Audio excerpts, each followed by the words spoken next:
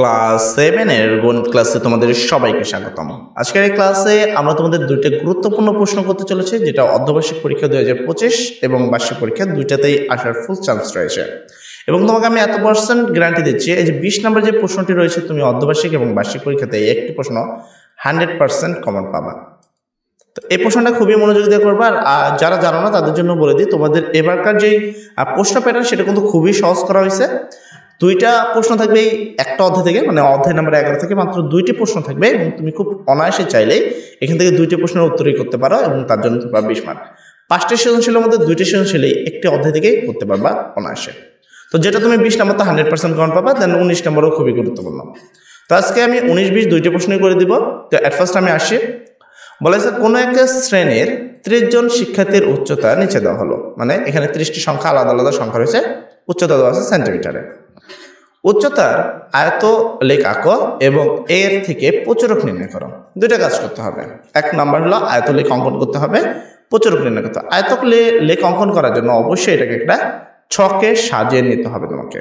আয়ত লেখ অঙ্কনের জন্য এটাকে কি করতে হবে, তোমাকে একটা ছক সাজাতে হবে, দেন তোমাকে তার আয়ত লেখ অঙ্কন করতে হবে।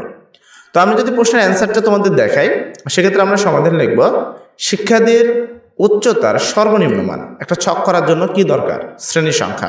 আবার একটা শ্রেণী সংখ্যা করার জন্য কি দরকার, পরিসর। আর পরিসর করার জন্য দরকার সর্বনিম্ন এবং সর্বোচ্চ সংখ্যা। তো সেক্ষেত্রে আমরা এখানে লিখব শিক্ষার্থীর উচ্চতার সর্বনিম্ন সংখ্যা কত, 145, এবং সর্বোচ্চ সংখ্যা কত, 180। এটা তোমাদেরকে এই জায়গাটা থেকে খুঁজতে হবে যে সবচেয়ে ছোট সংখ্যা কত এবং সবচেয়ে বড় সংখ্যা কত। এটার কাজ হলো তুমি নিজে খুঁজে বের করবা যে এটা সবচেয়ে ছোট সংখ্যা এবং সবচেয়ে বড় সংখ্যা কত। এখানে গণসংখ্যার সারণী না অঙ্কন করে কখনোই আয়তলেখ অঙ্কন করা সম্ভব নয়, তাই অবশ্যই গণসংখ্যার সারণী তোমাকে তৈরি করতে হবে। তো এখানে সর্বনিম্ন পেলাম 145 এবং সর্বোচ্চ পেলাম 180।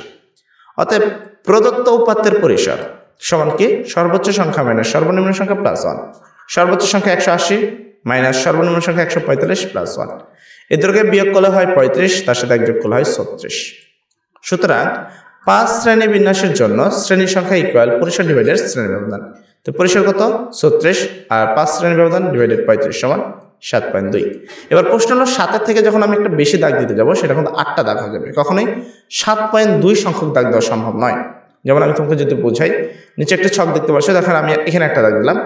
যখন আমি এখানে দাগ দিতে যাব, যত ছোট করেই দাগ দিই, সেটা কাউন্টিং মতো 2 নম্বর দাগ হবে, 1 2। যখন আমি এখানে পরের দাগটা দিতে যাবো, সেই দাগটা হয়ে যাবে 3, মানে কখনোই এটা পয়েন্টে দাগ দেওয়া পসিবল না। এই জন্য 7.2 আছে, 7-এর পরবর্তী সংখ্যা 8, তাই আমরা লিখবো শ্রেণীর সংখ্যা ইকুয়াল হবে 8। তো এই সেম প্রশ্নটা এখানেও করা ছিল, 5 শ্রেণী ব্যবধান নিয়ে গণসংখ্যা সারণী তৈরি করো। খুবই গুরুত্বপূর্ণ একটি প্রশ্ন। এবং তোমাকে এখানেও আমি যেভাবে এখানে সাজালাম, তোমাকে এখানে ছোট সংখ্যা বাই করতে হবে, বড় সংখ্যা বাই করতে হবে, পরিসর বাই করতে হবে। এবং এবার আমি যেভাবে তোমাকে সারণীটা তৈরি করে দেখাবো, তোমাকে এখানেও সেইভাবেই সারণীটা তৈরি করতে হবে। দুইটা প্রশ্ন প্রায় সেম, এবং দুইটা প্রশ্নই খুবই গুরুত্বপূর্ণ। আচ্ছা, এরপরে আমাদের গেল এবার কি, শিক্ষার্থীর উচ্চতার গণসংখ্যার সারণী। এই সারণী তৈরি করতে হলে তোমাকে প্রথমে একটা সংখ্যা নির্ণয় করতে হবে। সবচেয়ে ছোট সংখ্যা কত, তোমার 145। তো আমি সবচেয়ে ছোট সংখ্যা 145 নিলাম, এবং 145-এর পরবর্তী সংখ্যাতে কাউন্ট করা শুরু করবা। এবার 145-এর কত ব্যবধান নিয়েছে, 5। তাহলে 145, 46, 47, 48, 49। অ্যাকচুয়ালি এখানে হবে হলো 149। যদিও তুমি এখানে দেখতে পাচ্ছ যে 155 লেখা আছে, বাট এখানে হওয়া উচিত 149। এবং 149-এর পরবর্তী সংখ্যা হলো 150, তারপর 155। তো এইভাবে যেখানে এই সারণীটা লেখা হয়েছে, তোমাকে 5 ব্যবধান দিয়ে এই কাজগুলো করতে হবে। তো এইভাবে যখন আমরা একটা সারণী তৈরি করে নেব, তো সারণী আমাদের তৈরি করতে হবে। তো করলাম আমরা মোটামুটি, এখানে কয়টার দাগ দিতে হবে, 8টা, তার মানে আমাকে 10টা দাগ টানতে হবে। সবসময় শ্রেণীর সংখ্যা যে কয়টা থাকে তার থেকে সবসময় 2টা বেশি টানতে হয়। তো আমি এই জন্য উপরে একটা টানবো বেশি, এখানে আছে 8টা দাগ। এবং এইখানে তোমরা এইভাবে দাগগুলো পূরণ করে নিবা, যদিও এখানে পূরণ করা নাই, বাট তুমি এভাবে পূরণ করবা, ঠিক আছে। এভাবে আমি যেভাবে পূরণগুলো করে দিচ্ছি এভাবে পূরণ করে নিবা। তো একটু ওয়েট, আমি দাগগুলোকে কভার করে দিই। আচ্ছা, আমরা দাগগুলোকে কভার করে দিয়েছি। এবার কভার করার পর আমাদের কাজ কি, কাজ হলো 145 থেকে 150 সংখ্যা আছে কতগুলো, তোমাকে গুনতে হবে। এবার কথা হলো ওইভাবে গুনতে লাগলে অনেক সময় লেগে যাবে। কোশ্চেন পত্রে তোমরা এইভাবে দাগ দেবে 145, একটা কাট দিবা, দেওয়ার পর দেখবে 145 কোথায় আছে, এখানে 145। এবার আবার একটা খাড়া দাগ দিবা, তারপরে তোমার কত, 160, একটা দাগ কাটবা, এটা 160 কোথায় আছে, এখানে। এবার আবার একটা কাট দাগ দিবা, তারপরে তোমার কত 150 কাট দিবা, দিয়ে 150 কোথায় আছে খুঁজবা, এই যে 150 এখানে, তো এবার আবার একটা দাগ দিবা। তারপর তোমার কত 155 কাট দিবা, দিয়ে 155 কোথায় আছে এখানে এভাবে। তারপর তোমার কত 148 কাট দিবা, দিয়ে 148 কোথায় আছে 145 থেকে 150 এখানে, মানে 48 এখানেই আছে। তো এবার আবার একটা কাট দিবা। তো এই যে কাটগুলো দিচ্ছি, এভাবে কাটতে কাটতে একসময় সবগুলো সংখ্যা কেটে যাবে, এবং যখন এই সবগুলো সংখ্যা কেটে যাবে তখন তোমরা এরকম পাবা যে এখানে 4টি দাগ পড়বে, এখানে 3টি, এখানে 2টি, এখানে 5টি দাগ পড়বে, এখানে 6টি পড়বে, এখানে তোমার দাগ কাটা হবে হলো 4টি, নিচেরটাতে 4টি, এখানে 2টি দাগ কাটা পড়বে।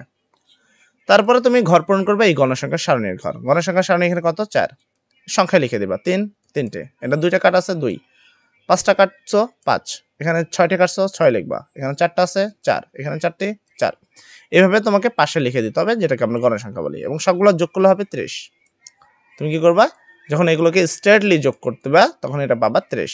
এই তো গেল আমাদের গণসংখ্যা। এবার আমাদের করতে হবে তোমার কি, যে আয়তলেখ অঙ্কন, সেই আয়তলেখটা অঙ্কন।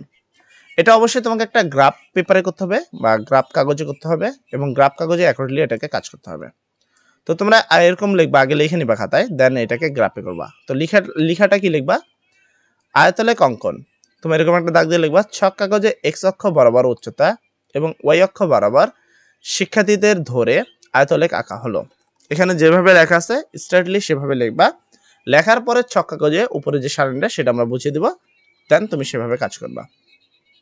এখানে এক্স অক্ষ বরাবর ক্ষুদ্রতম বর্গের প্রত্যেক বাহুর এক একক ধরে, ওয়াই অক্ষ বরাবর ক্ষুদ্রতম বর্গের 5 বাহুর দৈর্ঘ্যকে এক একক ধরে ধরা হয়েছে। এক্স অক্ষে 0 থেকে 145 পর্যন্ত আছে বোঝানোতে ভাঙা চিহ্ন দেওয়া হয়েছে। তো দেন এতটুকু আমরা লিখলাম। লেখার পরে খাতায় এতটুকু লেখার পরে তুমি করবে এটা একটা ছক কাগজ নিবা। ছক কাগজ নেওয়ার পরে তুমি এই বরাবর লিখবা 145, কোনগুলো যেগুলা সারির প্রথমে 145, 150, 155, 60, এই বরাবর যেগুলো আছে স্ট্রেটলি এইগুলো তোমাকে লিখতে হবে। এন্ড এইভাবে স্ট্রেট লেখা শেষে লাস্টে এটা লিখতে হবে। প্রথমে তোমাকে এভাবে আসতে হবে, দেন এইভাবে লিখতে হবে, ঠিক আছে? তো এইভাবে দেখো নিচে এভাবে লেখা আছে 145, 150, 155, লাল দাগের নিচে এখানে তোমাদের কাছে লাল দাগ থাকবে, গ্রাফগুলোতে লাল দাগ থাকে, ঠিক আছে? তো লাল দাগ বরাবর দিবা 160, 165, 170, 175, 180, 185। তো 185 সরি, হ্যাঁ 185। তো এইভাবে দাগগুলো কাটার কভার করবা। আর এখানে 5 ঘর বরাবর যেহেতু ওরা 1 নিছে, তাই এখানে প্রত্যেকটা লাল দাগে 1, পরের লাল দাগে 2, পরের লাল দাগে 3, পরের লাল দাগে 4, পরেরটায় 5, পরেরটায় 6। তো তোমরা এভাবে নিবা না, তোমরা কি করবা, যে লাল দাগগুলো আছে সেই লাল দাগ বরাবর 5 নিবা, কারণ এখানে দেখো 1, 2, 3, 4, 5, 5টা করে ঘর থাকে। তো এখানে তুমি 5 নিবা। এই লাল দাগ বরাবর তুমি নিবা 10, এই লাল দাগ বরাবর তুমি নিবা 15, এভাবে 2-3টা নিয়ে নিবা। নেওয়ার পরে এবার তুমি এটা সারণীটা খেয়াল করবা। প্রথমটাতে তোমাকে লিখতে হবে 4, তো 4 ঘর। তুমি কি করবা, স্টার নিচে চলে যাবা, যাওয়ার পরে এখান থেকে 4 ঘর কাউন্ট করো, 1, 2, 3, 4।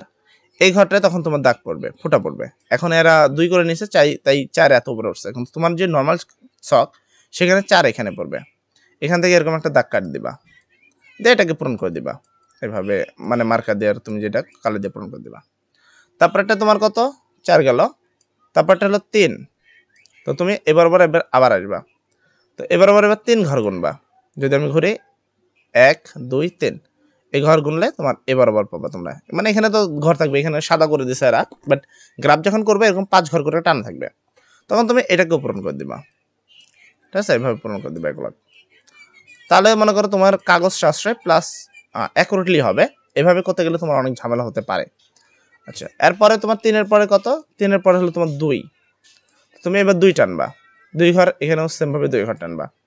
তাহলে 1, 2, এই যে এই 1, এই 2। তো এখানে কাউন্টিং করতে আমাকে ওই পাশে যেতে হচ্ছে, কিন্তু তোমাকে কাউন্টিং করার জন্য অবশ্যই কোনো পার যাওয়ার প্রয়োজন পড়বে না, কারণ এগুলো ওখানে 5 করে ঘর টানাই থাকে, তোমার খালি গুনে গুনে পূরণ করা। তারপর হলো তোমার 5। আচ্ছা, তো 5 ঘর গোনার জন্য যে লাল দাগ বরাবর 5 থাকবে, তো তুমি সেই বরাবর গুনে দেবা, গুনে সেটাকে এভাবে পূরণ করে দেবা। আশা করি আমি কিভাবে করতে বলেছি তুমি কথাটা আমার বুঝতে পেরেছো। এবার আসি আমি প্রচারকে, এইভাবে বাকি ঘরগুলো পূরণ করবা। প্রচারক নির্ণয়। এখানে চিত্রায়িত আয়তলেখ থেকে দেখা যাচ্ছে যে সংখ্যক শিক্ষার্থীদের উচ্চতা 160 থেকে 170-এর মধ্যে প্রচুরক নির্ধারণ করার জন্য আয়তর উপরিভাগের কণিক বিন্দুগুলো থেকে দুইটি আড়াআড়ি রেখাংশ আগের এবং পরের আয়তলেখের উপরিভাগের কণিক বিন্দুর সাথে সংযোগ করতে হয়। এদের ছেদবিন্দু থেকে এক্স অক্ষের উপর যে টান দেখা যায় তা এক্স অক্ষকে 166.7 বিন্দুতে ছেদ করে। সুতরাং শিক্ষার্থীদের উচ্চতার প্রচুরক হবে 166.7 সেন্টিমিটার প্রায়। এজন্য তুমি দেখো এখানে সবচেয়ে বড় দাগ বরাবর এটার সাথে এটাকে কাউন্ট করা আছে এবং এটার সাথে পরেরটা কাউন্ট করা হয়েছে এবং যে বিন্দুতে ছেদ করছে সেটা সে এখানে নিচে একবারে টান নিয়ে দেখছে কত পর্যন্ত হয়েছে, তো সেই অনুসারে এটাকে কভার করা হয়েছে। আশা করি তুমি আমার কথাগুলো বুঝতে পারছো এবং এই সম্পূর্ণ প্রশ্নটি উত্তর হয়ে গেছে। তো এখানেও সেম, তোমাকে প্রাপ্ত সারণী থেকে আয়তলেখ অঙ্কন করতে হবে। তো এখানে তোমাকে যেভাবে আয়তলেখটা অঙ্কন দেখালাম সেভাবে করবা। আমি তোমাকে এটা বাড়ির কাজ দিলাম, আর যেভাবে আমরা 19 নাম্বার করলাম সেমভাবে তোমরা 20 নাম্বার প্রশ্নটি উত্তর করবা। শুধু নিচের প্রচুরকটু করার প্রয়োজন নেই। আজকের ক্লাস এতটুকুই। সবাই ভালো থাকবা, সবার জন্য দোয়া করি। আসসালামু আলাইকুম।